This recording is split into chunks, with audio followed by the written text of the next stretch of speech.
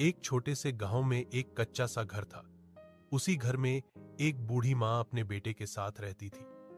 माँ की आंखें अब कमजोर हो चुकी थीं, हाथ कांपते थे, लेकिन दिल आज भी अपने बेटे के लिए मजबूत था।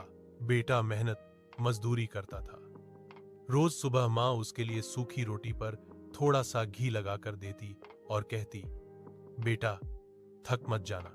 बेटा कभी कभी परेशान हो जाता, काम ज्यादा था, पैसे कम थे। कई बार उसे लगता कि उसकी जिंदगी सिर्फ जिम्मेदारियों में ही बीत रही है। एक दिन गुस्से में उसने कह दिया, अम्मा, अगर तुम न होती तो मेरी जिंदगी आसान होती। माँ ने कुछ नहीं कहा, बस हल्की सी मुस्कान के साथ सिर झुका लिया। कुछ दिन बाद बेटा बीमार पड़ गया। तेज बुखार था।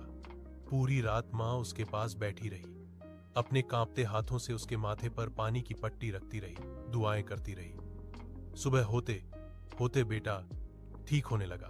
उसकी आंखें खुली तो उसने मां को जमीन पर बैठे देखा, थकी हुई लेकिन जागती हुई। उस पल बेटे की आंखों में आंसू आ गए। उसे समझ आ गया कि उसकी मां ही उसकी सबसे बड़ी दौलत है।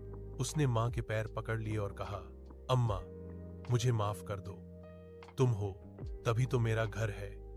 मां ने उसके सिर पर हाथ रखा और कहा, बेटा, मां का दिल बहुत बड़ा होता है, वो कभी बुरा नहीं मानती।